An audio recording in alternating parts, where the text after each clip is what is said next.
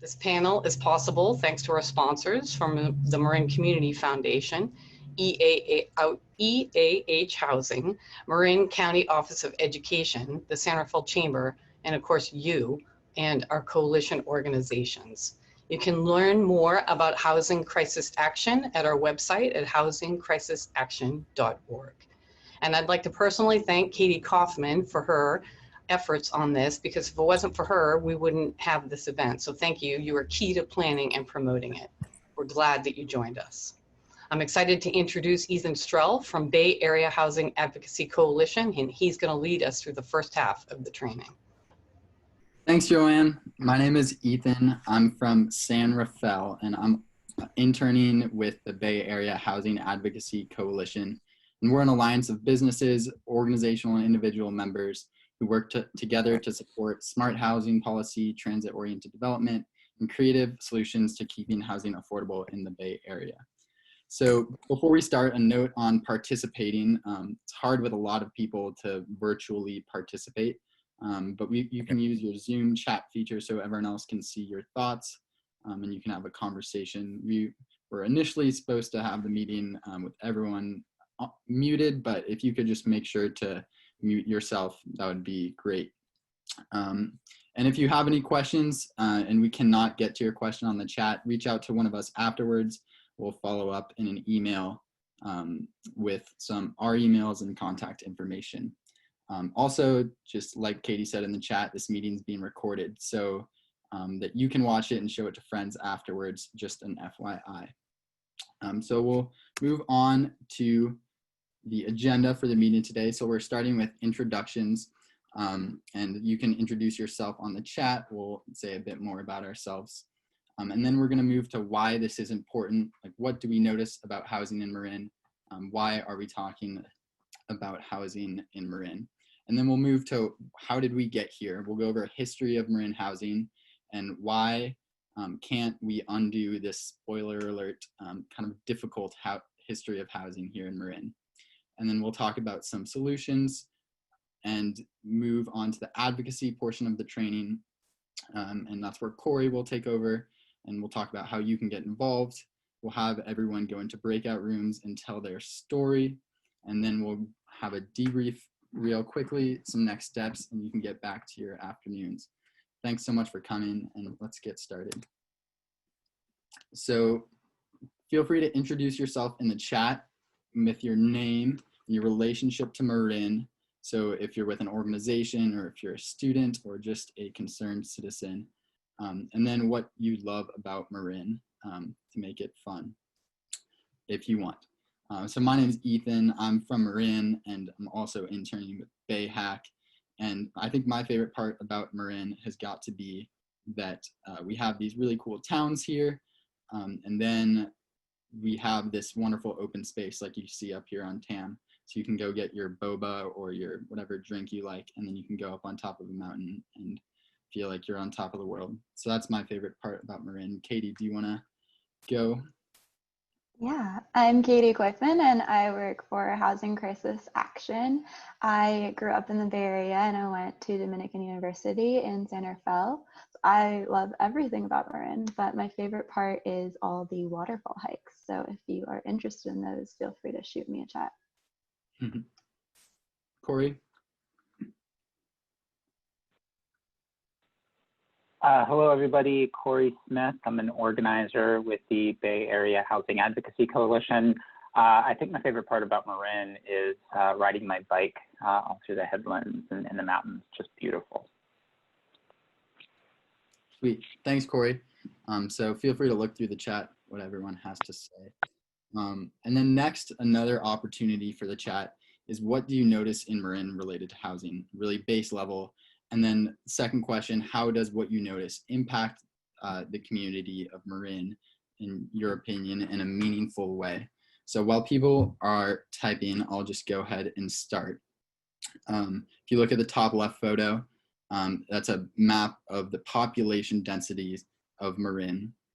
And you can see that we have a much higher density here in the eastern half of Marin, and then in the western half, much less people. So I think for me, that proves that when we're able to kind of put ourselves in this smaller space here, we have tons of open space that we can all explore, in public land that we can explore together. So just looking at the chat here, the big housing divide, someone said, definitely I think that there's huge homes, areas with huge homes, and there's areas with smaller homes. And I think that that can kind of play into these other disparities that we'll go into more in Marin. Someone mentioned multifamily housing. Yeah, a lot of the housing is single family homes. And just a couple others. We have density here. Marin as a whole, while our eastern part is pretty dense, there's a lack of like density here in Marin, maybe compared to some other areas in the Bay Area. Someone said expensive, that's for sure. There's a lot of others that we could go over, but we'll keep moving here. Let's see. So I think something that I want to go over is that housing is like where people live, where people can be, and it's so complex, and we'll just scratch the surface here, but it's connected to so many other issues in Marin.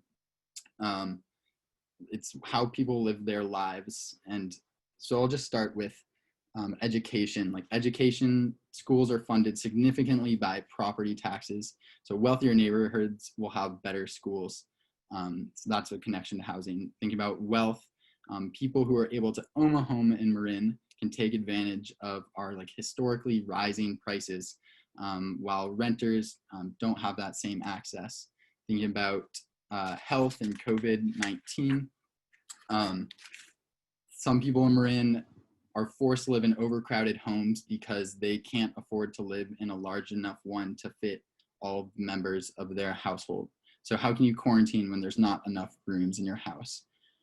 Transportation, food security, the environment. We have lots of people driving around Marin, which emits a lot of greenhouse gases, as we know. So we could go over these for a while, and I think we could have a session on each one, but I just want to keep moving so that we can get to everything. So thinking about our history of housing through the lens of race. I think when we learn about our history in Marin, it explains a lot of why our county is the way that it is. In the past, Marin, we know, was intentionally designed to be segregated by race. And that was done in a few ways that I'll go over. So after World War II, there were some programs that made it easier to purchase homes. And lots of Marin folks took advantage of that. But these homes in Marin after World War II and moving forward were often only available to people, as you can see in this housing deed here, of the wholly of the white Caucasian race. So another example is redlining, thinking about how the government deemed certain communities, for example, Marin City, and these were often communities where BIPOC people lived, as blighted or as a reason to not invest in those areas. So thinking about deeds on home covenants and redlining, those are blatant and exclusionary ways in Marin's past that our housing was designed. And we've seen lasting impacts with that, and they remain today. But there are also ways that we continue to, in Marin, systemically enforce our segregation by not actively making changes. So, and this is done in maybe more subtle, but still effective ways. And I'll go over some of these ways and want to start with the fact that a lot of it comes down to the fact that Marin is such an expensive place to live. And Marin isn't alone in that. California as a whole, you can see, has 91 of the more expensive zip codes by state. And then within California, the Bay Area has much more expensive homes on average than the surrounding areas. And that's in part due to the fact that California's population is growing really quickly. So if we're talking about our population change over 2 years, that's like adding one whole San Jose every 2 years. And for Los Angeles, that's one Los Angeles to California's population every 8 years. So lots of people want to move to California. There's lots of jobs here. And as we know, it's a really great place to live. And I don't know if anyone's taken an economics class before, but basically here we have our supply and demand curve. So here we have the red line is our supply of housing, and then the blue is the demand for housing. So that's the folks that move here and want to buy a home. And then we have price on the left on the y-axis. And we can see that when the demand increases, when people want to buy homes in Marin, and we don't increase the supply, that prices go up. So you can see that increased demand means increased prices. And in Marin, we certainly have not increased the supply. And actually in the Bay Area as a whole, we haven't increased the supply. We have been underbuilding in the Bay Area for many years and consistently haven't met the demand for housing. And let's remember that this graph is on a regional scale. So when you combine this regional reason for there being high prices with our history of segregation and exclusion here in Marin, those contribute to have our huge disparate disparities between communities. Moving forward, so we know that California's population is growing, but the question, where are these people who come to California moving? So we can see the most significant growth here happening, and this is population density change from 2000 to 2014, in the center of the state. So in towns like Sacramento or Stockton or Modesto. And there is some growth in Marin and in San Francisco and in the East Bay, but definitely not enough. And how do we know that it's not enough? Well, 68,000 people commute into Marin to work every day. And 16,000 of those people travel 100+ miles a day to their job in Marin. And a majority of those people who commute in from outside Marin earn less than $40,000 per year. So this is truly because this huge migration in Marin is truly because people can't afford to live here, or perhaps they can afford a place that is large enough for their family or for their household outside of Marin, but not in Marin. So some effects of so many people commuting into Marin is we have huge traffic. So many people driving into Marin adds to our, if you can see on the Richmond-San Rafael Bridge or Highway 37, those are clogged up every day with people getting into Marin to work. These people who work in Marin spend money outside of Marin, so they're unable, while they work hard and contribute to our economy, they don't put money back in as they go back home outside of Marin. They get to spend less time with their families or friends because they're spending so much time in the car commuting. There's higher job turnover because it's harder to hold down a job in Marin when you're living so far away. And I think hugely importantly, these people who do commute to Marin, although they are community members and contribute to our community by working hard in Marin, they don't have a say in our local decisions. We get to decide as Marin citizens whether we build more housing for the large part, and that affects the people who work but can't live in Marin, their lives. So I think that it's a politically difficult thing to organize around this big, hugely affected population, because when we're talking about this in statistics, it's really hard to capture the big impact on people's lives. And I'm sure that some of you all have friends who commute several hours a day or more.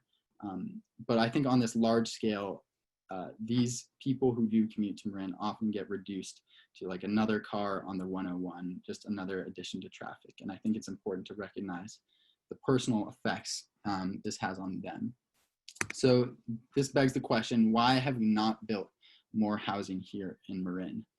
Why have we been unable to relieve the extreme economic pressures on low-income people who do live in Marin?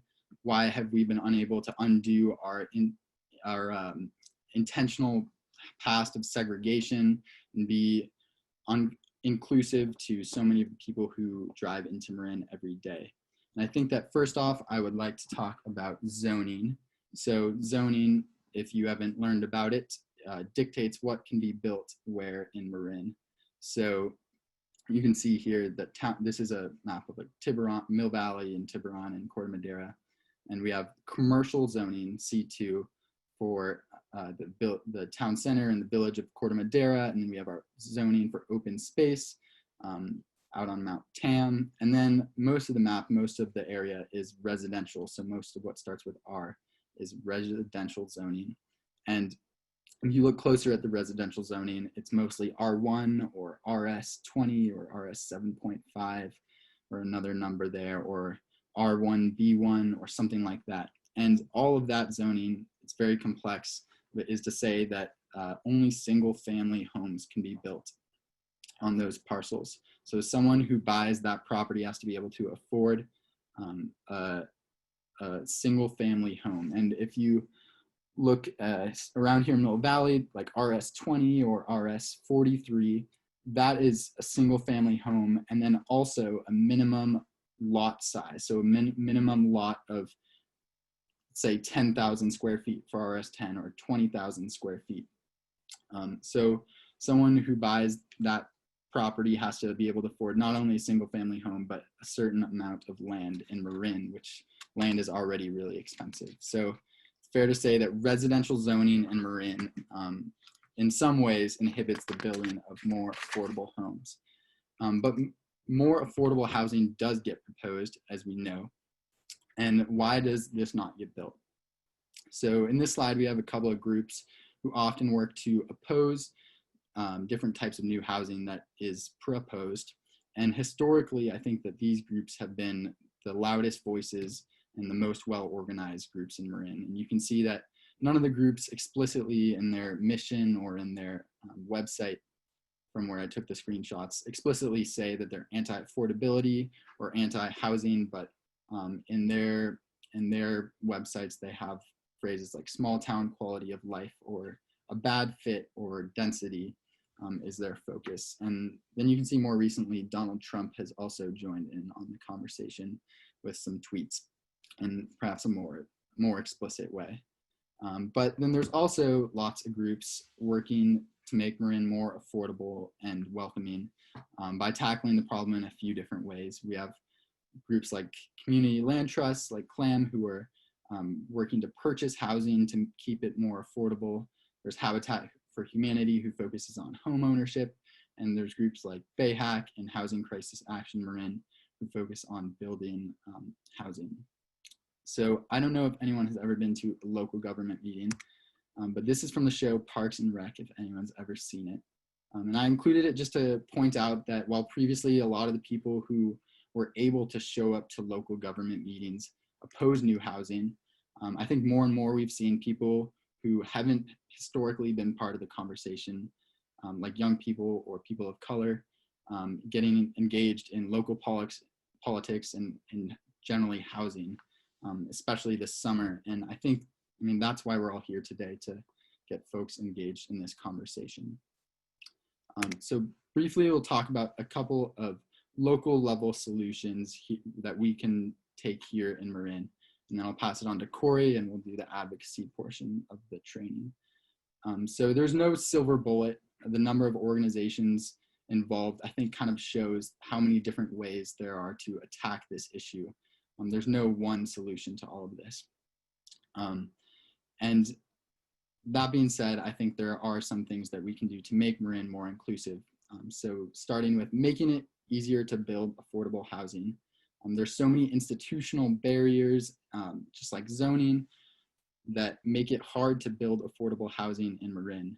And I think if we can change those, then that will help make Marin more affordable. Also, completing local housing plan. Each town has a general plan with a housing element that dictates how much affordable housing that it wants to build. Even though we've committed to that, we have not been able to build those affordable homes. So complete local housing plans. Supporting the homes that do get proposed. So when housing does get proposed, often in Marin, it gets shot down. So the folks who do oppose housing in Marin's, especially in Marin's wealthier communities, have resources to oppose it. So part of the goal of this event and moving forward is to show that there are other voices in Marin who do support proposed housing that will make Marin more affordable. And then I think we also have to educate Marin people on all of these connections between social justice and housing. I think this goes for our history, and then this goes for these connections today. There's still, I think, research that needs to be done on how the home that you live in affects your life in so many capacities. And then lastly, we have to prevent communities that already live in Marin here from being displaced. Because Marin is so expensive, because of our current recession, many in Marin are vulnerable to being forced out. And I think we should not let this happen. So with that said, I'm gonna pass it on to Corey, who will go over how you can use your voice in Marin. Awesome. Thank you so much, Ethan and Katie and everybody else for providing that historical context about why this is important.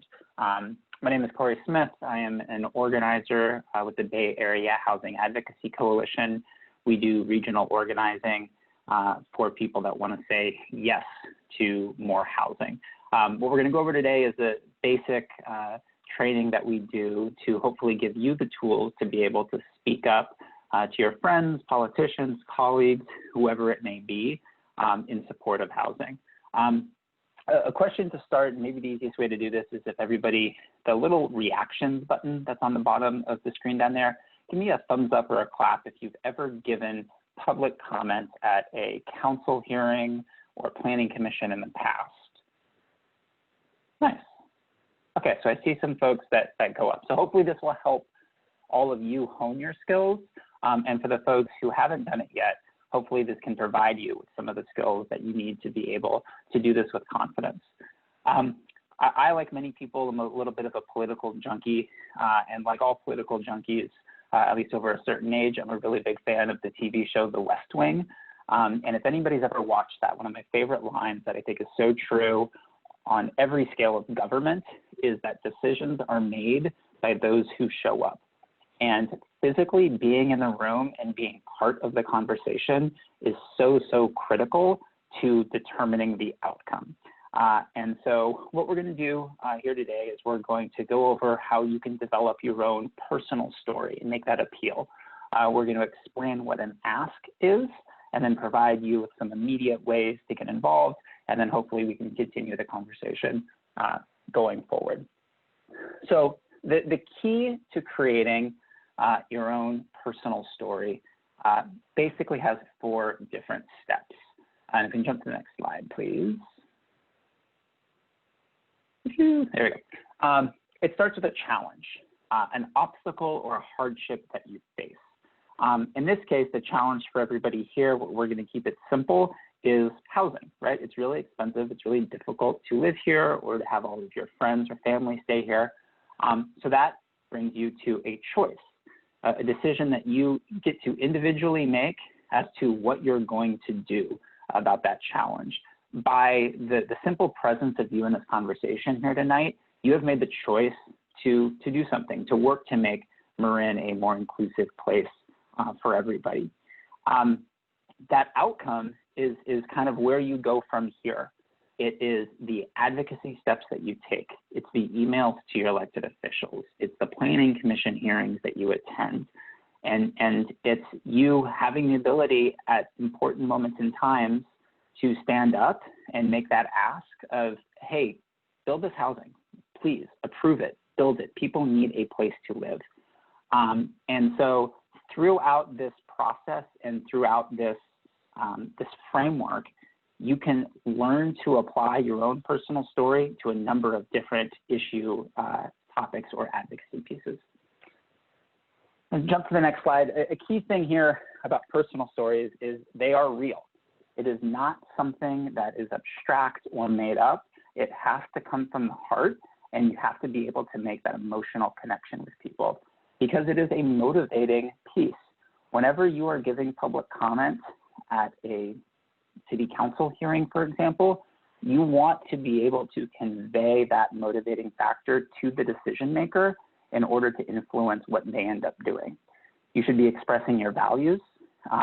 during Ethan's presentation, he talked a lot about inclusivity and wanting to make sure that we are taking care of one another as human beings, right? This topic is very real. It's very easy to get into a conversation opposing units in development.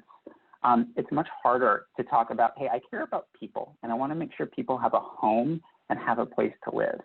And it pulls on heartstrings. It is very intentionally something that is supposed to be, drawing at people's emotions in order to influence them to, again, make a decision that you want them to make. So this all wraps up into this thing, and every good public comment ends with an ask, and it ends with a hard ask as opposed to a soft ask. A hard ask is a clear, direct, specific request of an individual. A soft ask is meh. Good example. Hey, Ethan, got anything going this weekend? Want to hang out? Soft ask, non-committal, maybe, maybe not, doesn't really even require a response. Hey, Ethan, are you free at 4 p.m. on Saturday to have a socially distanced picnic in the park? Hard ask, clear, direct, specific individual that is a yes or a no answer. So when you've got your personal story that is motivating and is meaningful and is trying to draw on those heartstrings, and you've got a hard ask, something that is firm, actionable, you are requesting the individual do something, that's how we win. So what we're going to do is we are going to practice this.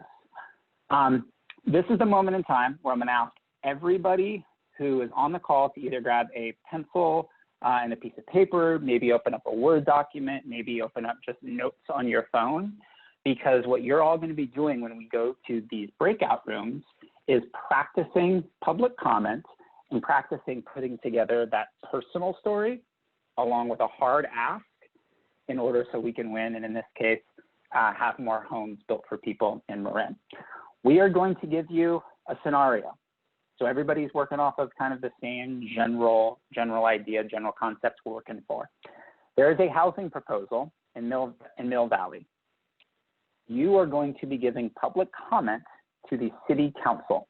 In this case, the city council is the decision maker, right? They are the final people that get to say yes or no to whether or not this project gets built.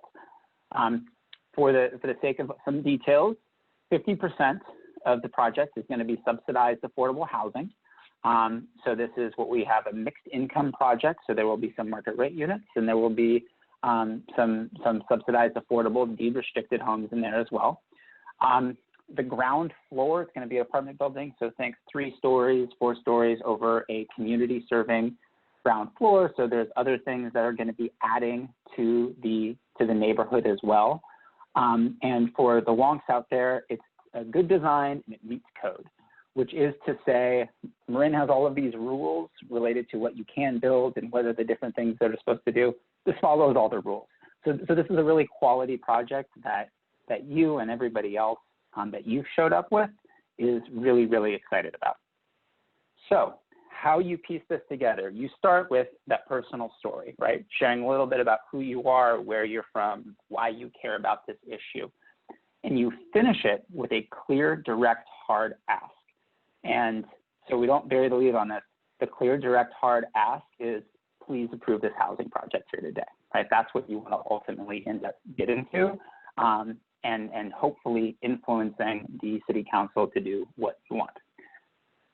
So if you've never done that before, that seems totally daunting and maybe you're not quite sure how to go about doing it.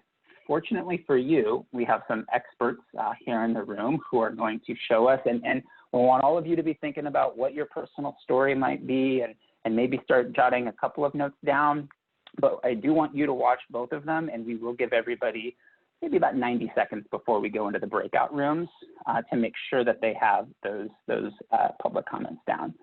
And so with that, I will turn it over. I don't know if Ethan or Katie, which one of y'all want to go first?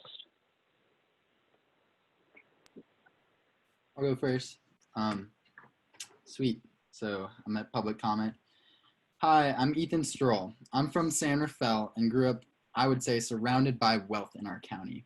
I think this is best exemplified by the stable homes that my friends and I all grew up in.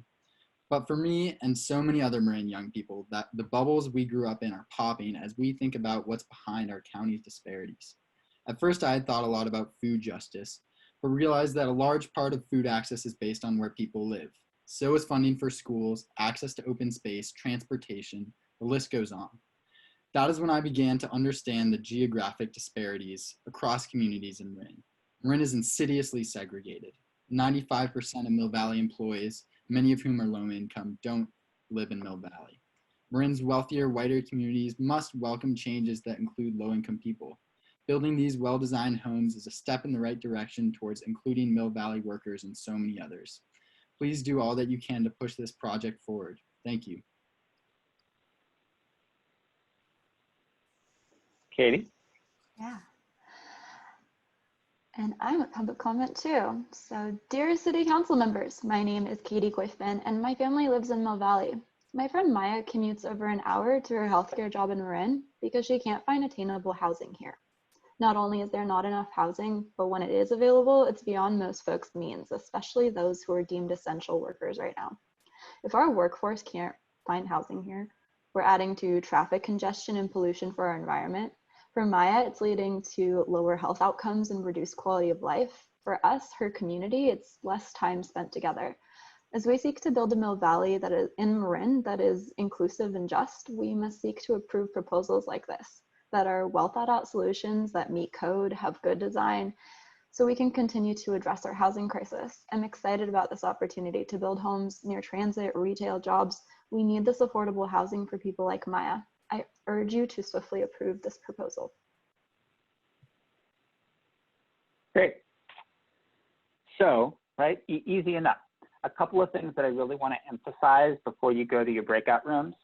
Oftentimes, they will give you a limit for how long your public comment can be. You don't need to go that long. And if you can do things like prepping beforehand, that makes it much easier, gives you more confidence walking in there, maybe practicing it a couple of times. And it's totally frightening the first time you do it.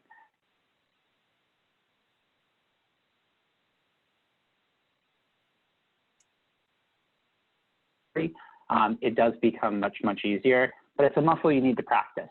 And so hopefully you find value in the opportunity to practice it in a safe space with people that want to work together and within this community here today. And hopefully that allows you to have the confidence to continue taking this forward. So what we are going to do is we're going to break out everybody into groups of three, and you'll have an opportunity to your breakout rooms are coming up. Each person is going to spend 2 minutes speaking, and then we're going to rotate. So we're going to put you in there total for about 10 minutes. Each person speaks for 2 minutes, that's 6. You can have a little bit of a conversation as to how it went, but we're going to ask each group to pay attention to the time, and then at the end, we're going to come back and discuss as a team. Katie, Ethan, anything I forget there for folks? Good to go. We'll paste all these instructions in the chat as well. Cool. Let's break out.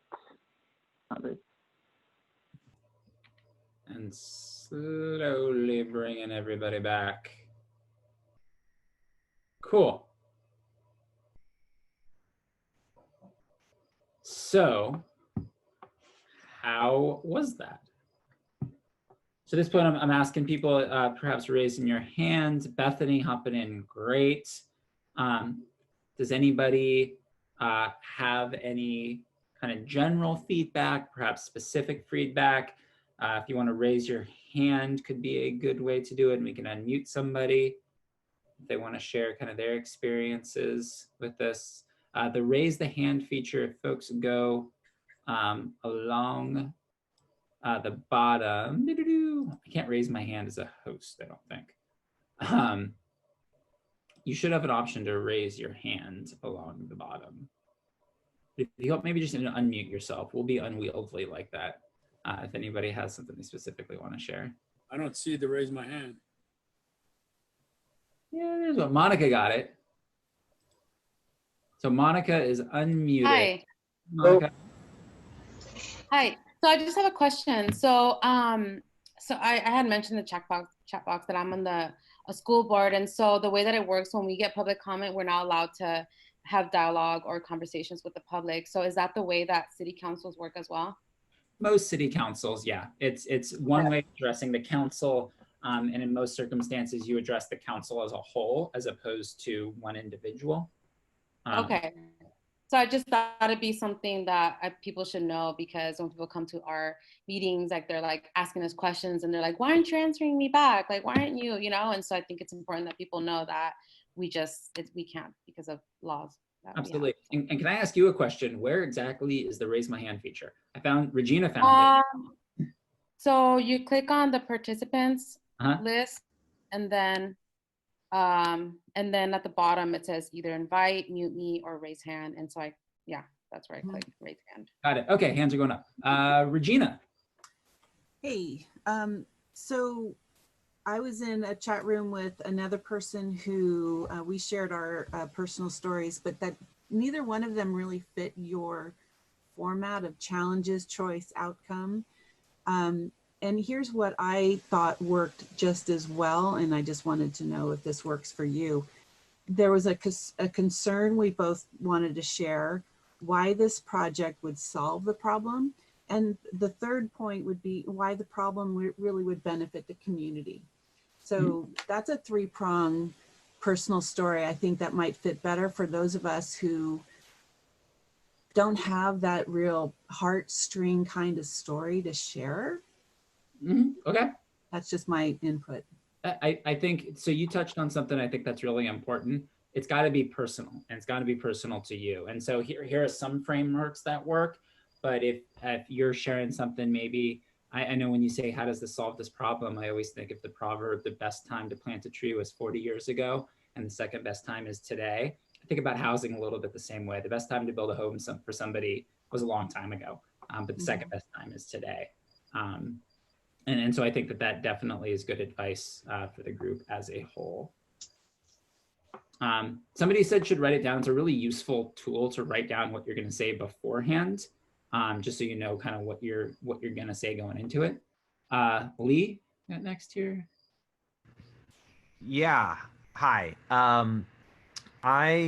Okay. So I wanted to say really quick that it was just Ron and I, and it was really cool. I've done this a couple times before in city council meetings and stuff, and just from my personal experience, like sometimes I get cocky, or not even cocky. I just go with the flow, and I'm like, you know what? I'm not gonna write it down. I'm gonna jot down a couple points and just kind of go from the heart, which is not bad, but like almost invariably I kind of crash and burn under the pressure if I don't have something to read from. So I just want to tell people that my experience has been to write it down, even if you don't think you need to. But then I had another question. Actually, I've seen some things in city council meetings. There's this one fella that's actually shown up to a couple ones that I've been at, and he talks about the Brown Act. And so there's been a lot of times where city council members say, okay, you can't talk about that right now. And it'll be the thing that everyone clearly wants to talk about. And like, you can't talk about that now. Save that for when we're talking about this agenda item. Or also they'll say, please state your name, which I've heard also you don't have to. But then one time I did try to talk about something sort of that was not under the current agenda item. And I said, I can, and they said, please don't talk about that right now. And I said, well, under the Brown Act, I can talk about whatever I want that's under your jurisdiction at any time. And they corrected me back saying, no, that's actually not the case. So I'm curious what you know about that, and what, if you could enlighten me on that. So I'm by no means an expert on the Brown Act. I know we've got some local electeds who may be more of an expert. I will know that oftentimes cities do have resources, maybe some sort of a clerk or a secretary for the body itself. And you can always reach out to clarify, hey, this is the topic I want to speak at. When is the appropriate time to be doing that? And that's a way that they can be super helpful. I know we've got a couple of people lined up in the queue. I don't know offhand if Joanne or Linda know the answer to that specifically. The Brown Act, as I understand it, is you can't have conversations with council members on a topic outside of the public hearing where you are required to be having those conversations. Okay. So the whole intent of the Brown Act, adopted a while ago, a number of years ago, is that decisions are made in public, that there aren't backroom deals, and that the public knows when those conversations are going to happen. Public hearings are not public dialogues, which are I'm a school board member, so I've seen this, and I worked for the city of San Rafael for many years. It's not a public dialogue, which is very frustrating, both as staff, because you kind of want to answer a question if someone brings it up, or if you are making a comment, you want to hear the answer. The deal is to make your question, make your comment, and then keep your fingers crossed that staff will answer them. A good staff is going to make notes, and at the very end, they will answer your questions. But it's not a point, it's been abused. We're fortunate in Marin County, but you can watch shows they are in Southern California where it's very hard to have a public meeting because the profanity and the anger and the ongoing off-topic kind of comments that are deliberately intended to disrupt the meeting. So there is a protocol, and there is a kind of a way of presenting and making your case and making a persuasive case to get the city council or to say yes. They want to hear from you for the most, they want to hear from you. And to be persuasively, you want to find out when the topic is and to speak. And it's a courtesy to say your name. It's not mandated, but it's a nice thing when you're talking to people to say, I'm Linda Jackson and I live in the city of San Rafael and I have this comment I want to make because it matters a lot to me. So. Well, and I know George has his hands up next and going to go to him next.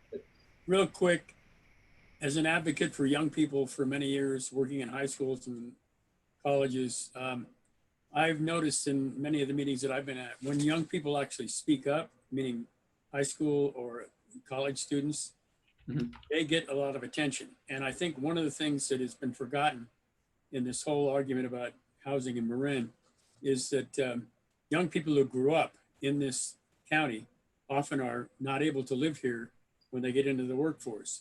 And so it's not the other, it's our own families that are excluded because of the outrageous real estate costs. So to me, the more people hear that, the more we can get young people to show up and actually, explain what's going to happen to them when they leave their home and get a job. Either they live at home, which many of them don't want to do, or they move away. And to me, that's a community that does that is really saying to their own young people, well, tough luck, see you later. And that's outrageous. Yeah. So I see a couple more hands up. I want to be conscious of time. It's exactly 5 p.m. We're not in a rush. We don't have to leave after this, but do want to be sensitive for the folks that do. If we want to just jump to the next slide, and then we can continue the conversation for those that want to hang out. So where you can use these skills, right? It's public comment in conversations with either commissioners or members of boards of supervisors, city council, neighborhood meetings. There's always kind of some facts that would draw on this stuff and kind of fuel your advocacy. And then for those that are good at the advocacy piece, then they start to have conversations with the general public and start organizing people. And that's what ultimately impacts the political outcomes that change the way that our cities are being built going forward, hopefully for the better. So just keep encouraging you to have conversations with us and having conversations with others about this topic. And then Katie's going to provide some concrete next steps for y'all to get involved. Yeah, thank you so much for joining us for the session. A huge thank you to Ethan and Corey for all your hard work on this. It's fantastic to see so many of you engaged and ready to take action. I know in my breakout room, it was really a lot of optimism that we can, make an impact. There's several opportunities coming up where you'll be able to put your public comment to work, and we'll be sharing those in a follow-up email. We have our second session of this webinar coming up in September. Please do note the date change. It is now on September 23rd at 4 p.m. We will send you a follow-up email as well. The link to register will be in the chat, and I've shared links for the emails of both of our organizations so you can get in touch and follow us. When advocating in Marin for housing, as with any large cause, it can get complex really quickly. So to make it more accessible, we're working together to develop ongoing advocacy efforts and programming. We're also brainstorming new ways to connect with you and other housing advocates and stakeholders in this conversation. So let's keep the momentum going. I know we'll stay on for a little bit longer if folks want to chat. Joanne, where am I? Hi, I just wanted to share my experience in the breakout room, and it might help Lee with some of his questions because I was fortunate enough to have a City of Novato Planning Commissioner in the breakout room who's heard a lot of testimonials, and her feedback was really helpful because I think our testimonies should have a balance of our personal story, but we should also appear that we've done our homework and we're prepared. So if you kind of just go in with, you're going to fly by the seat of your pants and it's all emotion, that means something, but it's going to mean that much more if you come across as you've looked at the project, you understand the project, you understand that it's meeting code and that it's a good design. So that was the feedback I wanted to share. And then just also my personal experience, I'm not an elected official, but I know many of them. And one of the reasons why they may not want you to talk about an agenda item before it's on the agenda is because they're really concentrating and they're really trying to listen and take notes on what you're talking about. So if you're talking about an agenda item that is 3 or 4 items later, they don't want to do that. So it's just a little bit of a process thing for them. And not that they don't want to hear from you, because my experience is they really want to hear from you, but they like process. And a great point about the projects, and oftentimes advocacy organizations can help provide some of those details and answer questions. But you have to ask for, hey, what's going on with this? Can you let me know a little bit more? Anybody else have questions, thoughts, concerns? Did you find this useful?